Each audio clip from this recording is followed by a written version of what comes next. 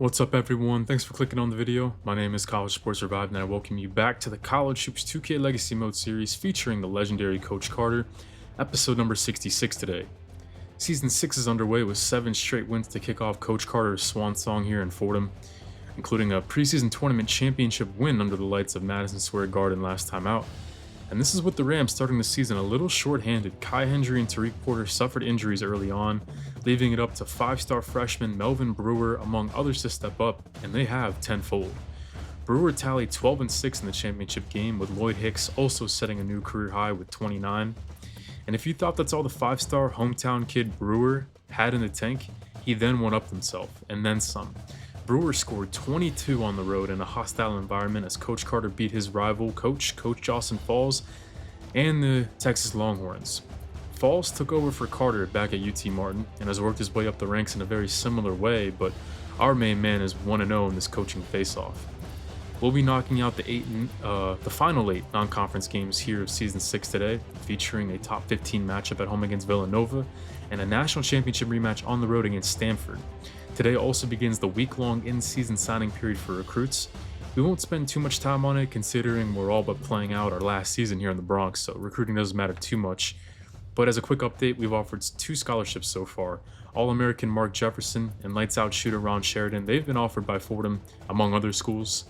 Both guys are kind of a long shot, with Sheridan being a little bit more likely, but more on that later. First, one more game to simulate the return of both Kaya and Tariq Porter comes against the Maine Black Bears, a good chance to ease their way back into action with Hendry taking 5 threes, making 2, and Porter having a nice game off the bench with 8 and 7 in only 13 minutes, and the cruise missile also continues to impress with 7. Now for the signing period, Fordham gets a whopping 0 commitments during the period. Deron Styles, Daryl Blansett, Logan Collins, among others, they're all going to commit to other schools, with Mark Jefferson committing to Boston College later on, who entered the day as the #1 team in the country, so no luck there, but another win doesn't mean they get a 9-0 start for the Rams. And this was a game against our former alma mater, UT Martin, but they hung around in impressive fashion in the second half, almost roaring back at the very end. And this actually brings up a point I wanted to talk about. Hendry's been struggling a little bit since the injury. Pat Park's been so up and down, and he actually got shut out in this game. Fordham, despite the record, has not really played their best ball here in Season 6. No real convincing wins yet, and even in a tune-up game, they didn't wow anybody. To make matters worse, Timo Cruz picked up an injury against the Skyhawks, taking him out of commission for the next 2 weeks. Timo's been breaking out, so this is a big loss right when we finally started to get healthy, making it all the more tough against the 13th ranked Villanova Wildcats. We'll get Nova at home in the highest ranked game that we've had so far in Season 6. The Cats do have a top 25 win and a road game against one of our A10 counterparts, taking down UMass in an impressive 14-point win. But that kicked off a tough stretch for them, as they lost on the West Coast to Oregon State before having to fly all the way back for games against us and Oklahoma. They have a very modernized roster, a tall lineup with big men who have guard-like skills. Forward Derike Gabriel is their top player, but Croatian senior Andreas Dobriansky is 6'10 with post moves, playmaking, and agility, so an offense that's very layered and tough to deal with, as UMass found out firsthand. And with Fordham not playing at their best entering today, it remains to be seen if they're prepared for a quality opponent. We'll be getting Hendry back today, still waiting for his first real breakout game since the injury. Will it come today against the top team? Let's find out here in episode 66. Lloyd Hicks wins the tip over 7'2" Wes Shoemake, so a tough matchup for him today. And thanks to their undefeated start, Fordham goes from 6-5 in the most recent polls as Dobriansky tries to isolate against Bennett Pinkala, but it's picked away. Look at Kaya Hendry from behind playing some defense, waiting for him to finally break out and have a vintage Hendry-like game as Damian Carter goes coast to coast. He's the beneficiary off the turnover. 4-0 Fordham here early as Dobriansky gives it away again. It's Pinkala this time with active hands. And Damian patient, handoff to Park, back to Hendry who kept moving all the way. They lost track of him on the baseline. And the Rams come out and punch the Wildcats right in the mouth of the haymaker here early on, forcing a couple turnovers, beating them on the break, and how about one more for good measure? Damian gets the steal. Lloyd Hicks punches it down on the other end for his first 2 emphatic points of the afternoon. Right now, Villanova coming out a little sloppy here in one of their bigger games of the non-con. Dobriansky out to Gabriel, their top scorer, who misses the three. And look at this, we're running again. Pat Park trying to close it down for three more. Out to Hendry, who rips it clean. 7 quick points. Something had to give whenever he came back from injury. Melvin Brewer was enjoying a meteoric rise, but can't have them both out there at the same time, unfortunately. So Hendry's got to come to play. But now here's Villanova trying to spark a run of their own. And look who it is. Pat Park. Just what is he doing here on defense? Did he think he and Lloyd Hicks were trying to switch or something? If they were, they definitely weren't on the same page. As Pat Park's struggles on defense continue to be well documented here. In the beginning of season 6, he was one of our go-to perimeter players throughout his entire career, but he got lit up for 22 last episode in the championship game against UTEP and now struggling here early today. But Brewer bounces back, at least helps the team bounce back in a big way, extending that lead back up to 9 and getting those 3 points right back. Under 7 to go here as Brewer turns it over. A rare mistake him for the 5-star freshman. Carter tries to slow down the break. Good job getting back as a team, but it looks like they want the post up. It's Dobriansky up against Junior Battle. Post hook and a little kitch off the glass. Despite those 3 turnovers early, Dobriansky making 4 out of 5 to open up his afternoon.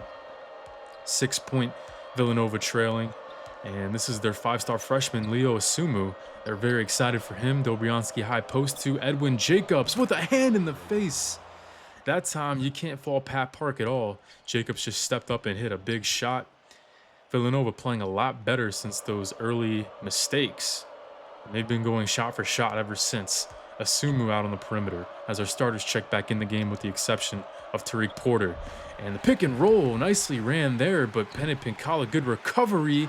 But Pat Park out of control. He's coming off a game where he got shut out against UT Martin. He's got to play better than this. We need him today in this top 13 matchup.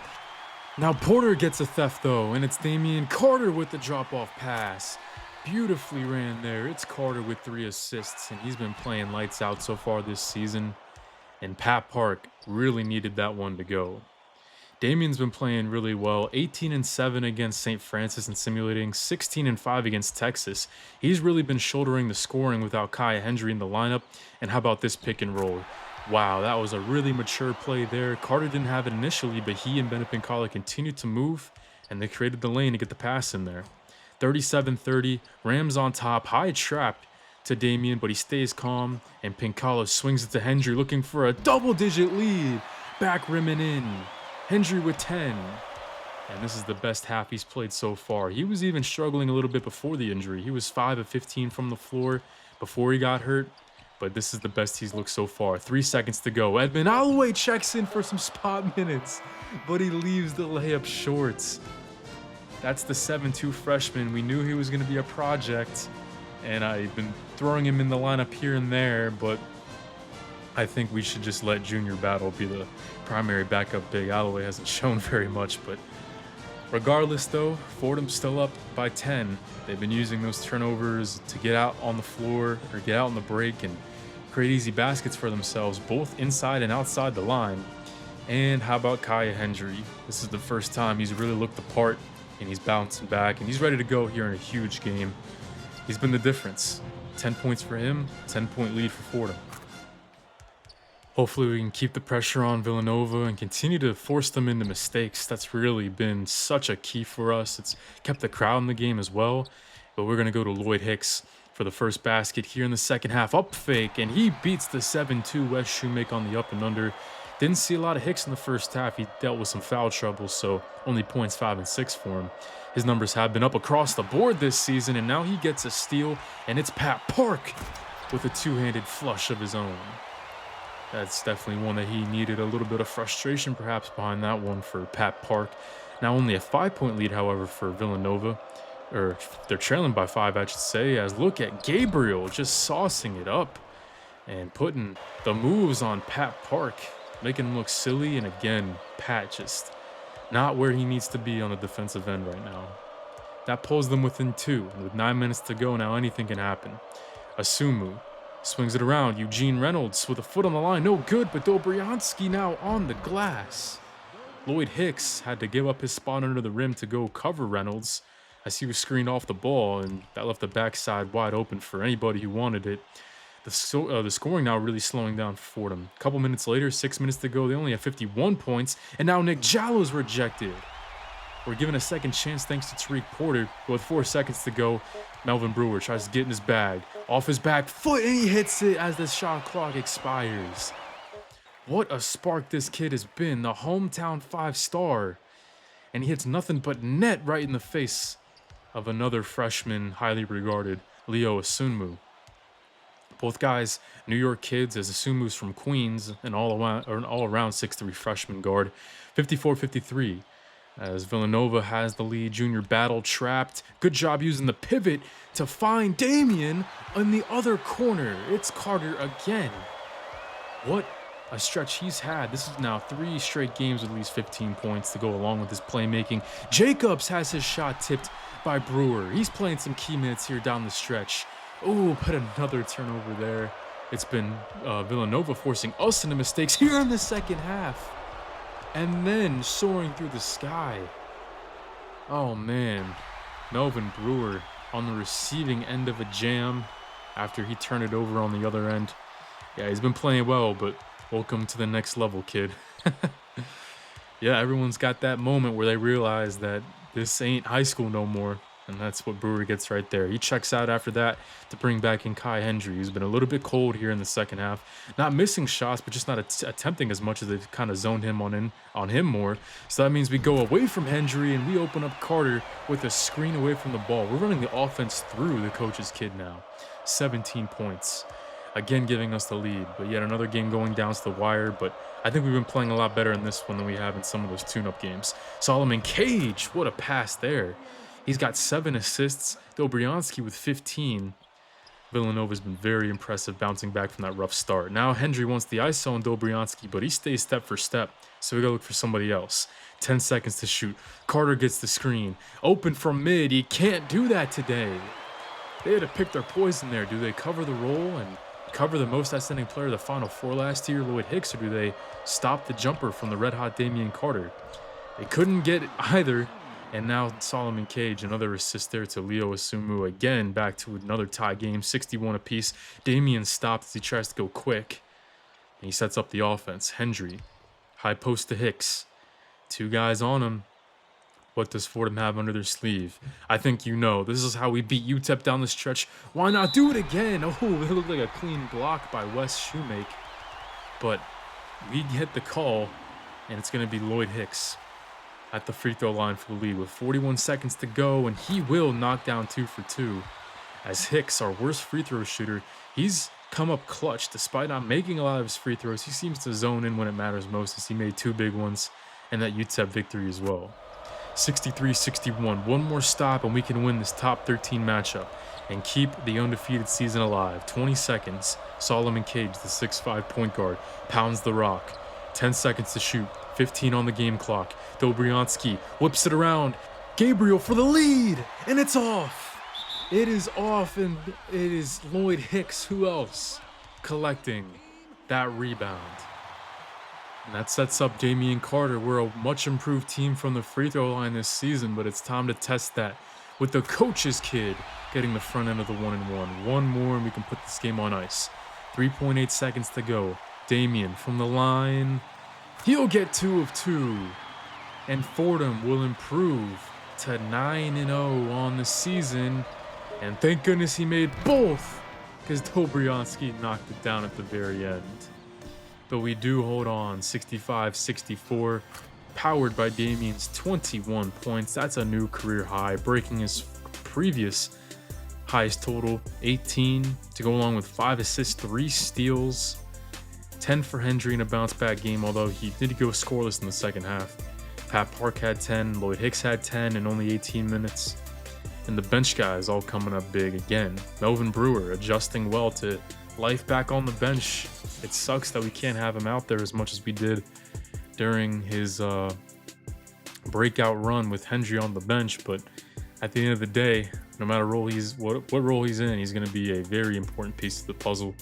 Tariq Porter had some baskets as well. Dobriansky led things for Villanova with 18, Gabriel with 15, but they just could not overcome that sloppy start with Solomon Cage tossing 4 turnovers in this game. And that's my mistake. It's actually 10 straight to open the year, and that's a new record for Coach Carter in his career. 10 straight wins to open up a season. We'll see if these photo finishes catch up to Fordham, but as long as we're on the winning side, we shouldn't be too concerned, especially with a team like Villanova.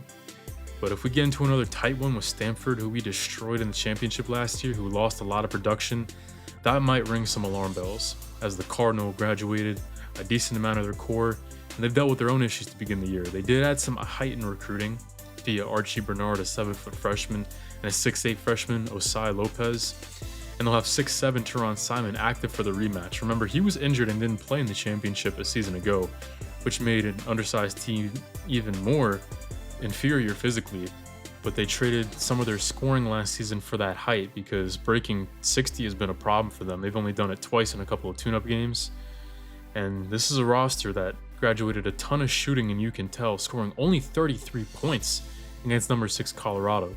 Only one starter returns for the Cardinal. That's Teron Simon, who that's a big add for them in this rematch. Didn't play in the championship game last year, making a physically inferior team even more short. And we'll see if the added height can help them against Lloyd Hicks, who dropped nearly 30 in the championship game a season ago. And I think the game plan is simple. No, it's not get our shooters open. No, it's not feed Lloyd Hicks to, again, drop a huge number on this team. It's get into California, win, and get the hell out of here before that tree haunts my nightmares. What is that? Oh my goodness! Look, I've been playing college hoops and NCAA football games all my life, and that is the most disgusting I've seen that tree look.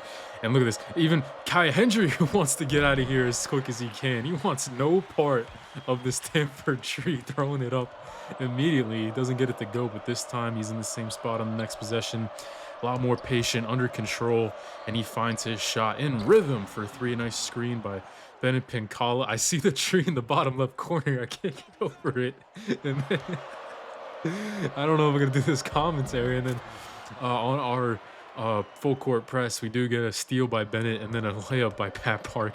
Luckily, you know, I can't do it. I see him looking at us as Lloyd Hicks goes one-on-one with the 7-foot Archie Bernard. He's their tallest weapon, and he competitively stuck with Lloyd Hicks, but Hicks is just too good. He scores 2. I don't know if they got anybody to stop him today if Archie Bernard can't do it, but here he is off the curl, and he'll go all the way. I think that goes both ways, as Junior Battle is not physical enough to keep up with him that possession. So far, Stanford's looking pretty decent. 18-17 game, and right now, not too bad for the Cardinal, but this is kind of how the national championship went. They stuck with us in the first half, and then in the second half, it was all Rams as Brewer comes off a screen. They don't know about our secret weapon, the 5-star freshman, Melvin Brewer, continuing to put up numbers. He's actually leading the team in steals. He's third in scoring as well. Great stop there as well by Junior Battle. And Brewer's got the ball in his hands. Handoff to Nick Jallo, who's been a little bit quiet this season, but the ball keeps moving. Doesn't touch the floor at all there. It's a good shot. Can't get it to go, but Junior Battle, yes. On the second chance, he'll grab 2 points there. I think he's really outplayed Edmund Alloway. I don't think we're going to see much of Alloway here in his freshman year. Junior Battle's going to be our primary big off the bench with Tariq Porter. Here's Juan Fears for 3. That's Stanford's only 3 they'd make of the first half. They were 1 for 8 behind the line. Goes to show you just how bad this team is shooting this season. I mean, they did score only 33 points against Stanford and have only broken 60 twice. Lloyd Hicks, big mistake there by Osai Lopez. He went for the steal and left the back door wide open for Hicks. He's got 9. Not in foul trouble like he was against Villanova. He's been on the floor for most of this first half. 26-25 though. Stanford still in this game. But Lloyd Hicks, again off the curl with the friendly shooter's touch. Man, if he could hit that 15-foot jumper, Stanford, they got no answer for him. I'll tell you that right now. And then Damian Carter picks the pocket of Juan Fears, and he's got nothing in front of him but an open basket as Damian Carter continues his surge here in his junior year. 13 seconds to go. Fordham opening it up a little bit, 34-27. Rotated around. It's Roshan Anderson with a foot on the line. One of the few outside shots that Stanford's made all first half long, but Damian Carter's got a sliver of time, and he makes the most of it. What a shot there at the end of the half. Over these last few games, this is the most confident we've seen the coach's kid looking for his own scoring opportunities. Obviously, he's an electrifying passer, but he has been unconscious scoring the rock. And as you can see here, 0.1 seconds, it's out of the fingertips just in the nick of time. Man, Damian opens it up a little bit. 8-point lead, and only one made three by Stanford. And this is kind of where I had the wheels turning a little bit. Coach Carter actually elects to go with a 2-3 zone here in the second half. We're going to see how this looks. We don't play a lot of zone, nor do we practice it, as Lloyd Hicks leads all scorers with 11. A far cry from his 28-point double-double he had in the championship game last year, but he still got time to match those totals. But yeah, we're going to go with a 2-3 zone here in the second half. See if we can force Stanford into their own grave, shooting the rock, instead of finding their offense inside like it did in the first half. So the Cardinal open up, slimming the lead down to 4 as Carter opened for 3. Is he going to knock down another one? Yes, he will. Carter double digits for the 4th straight game. And we got plenty of time for him to improve on those totals. And here's RJ Dye for Stanford. Here's this 2-3 zone. It's McDade over to Simon, not known for his outside shot. Doesn't get it to go. And then Osai Lopez. Lloyd Hicks cancels the second chance opportunity. And if we could do more of that, man, they could play right into us. To this 2-3 zone. Damian, are we going to get another one for him? It rattles in and goes. 3 for 3 behind the line for the coach's kid. Time out, Stanford. They're wondering where this kid's coming from. They know about Hendry. They know about Pat Park and Lloyd Hicks. But for Damian to be saucing him up like this is something they did not expect. Now in the open court, Melvin Brewer, this is where he excels, but he's actually surprisingly stopped there. Damian Carter looking for 2 more. Look at this, bumped by Juan Fierce. He still gets past him and finishes through the contact. 3-point play coming for the coach's kid. Look at this, Juan Fierce, who stands at 6'4", 222 pounds. He's got over 20 pounds on Damian, but he still fights through the body bump, uses his momentum against them, and the screen by Junior to go all the way that time. Now Stanford, their scoring slowing down. Only 5 points over the last 6 minutes for them.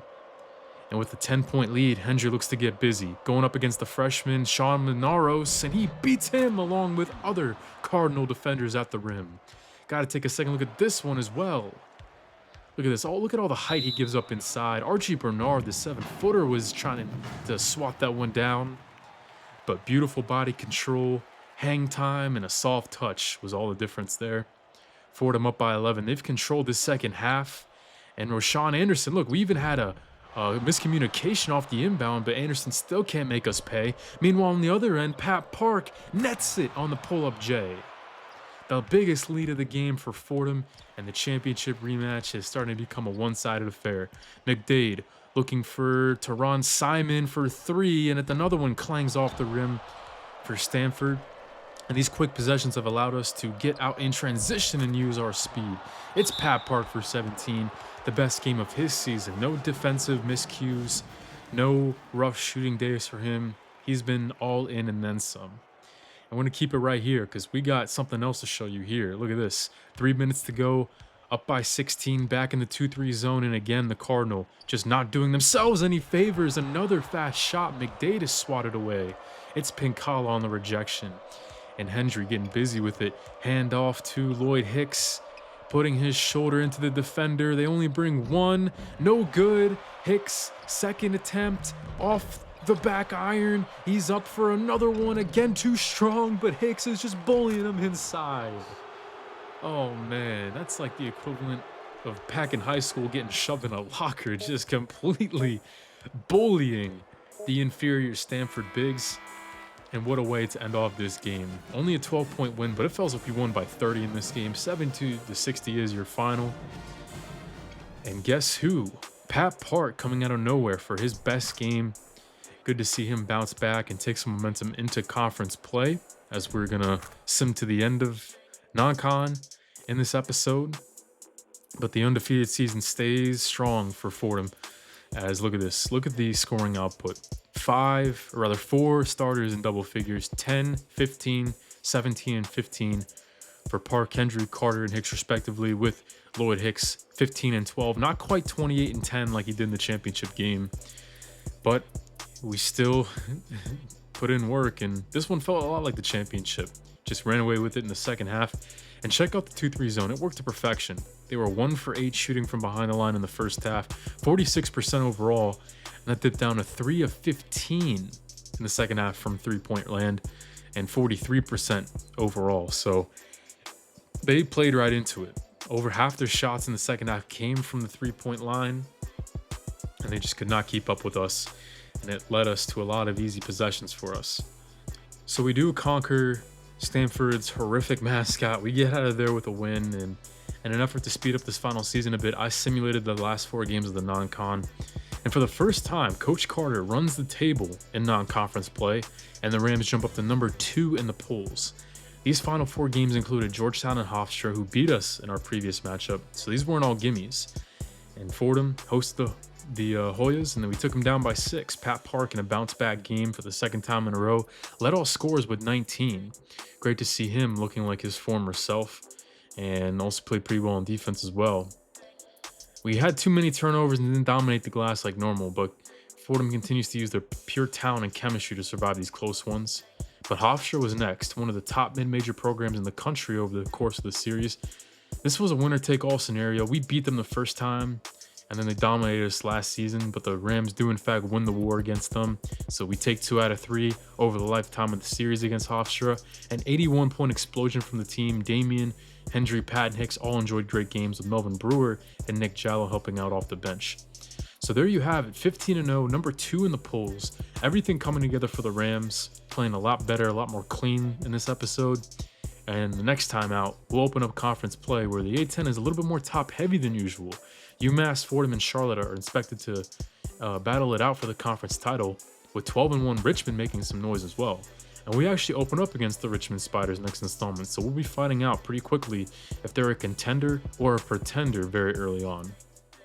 Fordham is joined by number 1 Boston College, alongside Virginia Tech, and Tennessee as the last remaining undefeateds in the top 25. Going to be fun to see which team receives their first blemish as the nation heads into their conference games. And thanks for joining me today, guys. Fordham's starting to look the part. They're playing cleaner games as the season goes on, and this 3-team race for the A10 title is going to be a lot of fun to follow. We've won the A10 tournament twice with Coach Carter, but I don't believe he's ever won the regular season crown with the Rams, so that's another milestone to chase as we face our A10 foes one final time. Thanks for watching, guys. Stay tuned for more of Coach Carter's College Hoops 2K Legacy Mode series here on College Sports Survived. Hope to see you in the next installment. Stay tuned for that, and hope you have a great day, everyone.